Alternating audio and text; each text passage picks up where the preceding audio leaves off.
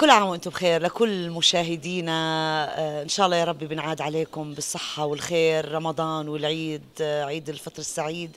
زي ما شفتوا اليوم نحن قدمنا مسرحية دوز عالي من السياسة، وكان عندنا اليوم الأيام الأواخر من رمضان يعني، وإن شاء الله بتشوفوها وبتستمتعوا إن شاء الله، وبنكون حطينا إيدنا على الجرح وبنكون ارتقينا للمستوى اللي بتحبوا تشوفونا فيه. كل عام وأنتم بخير، وإن شاء الله يا رب بنلتقي على الخير والسعادة والسلام. كل عام وأنتم بخير. بل ألقت القبض على شباب العراق وأوسعتهم غربة. ولكن شيء وجهة خبر عزه جننونا عزيزين، ساعة بدهم يشاركوا بالانتخابات، ساعة بدهم مش، ساعة بدهم السلطات الفنان.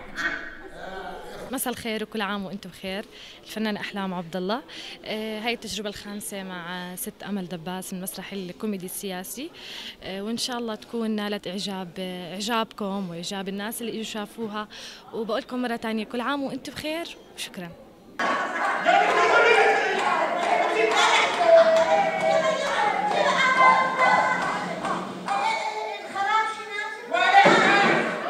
مساء الخير، كل عام وانتم بألف ألف خير، بعيد على الشعب الأردني وعلى كل جمهور الحبيب.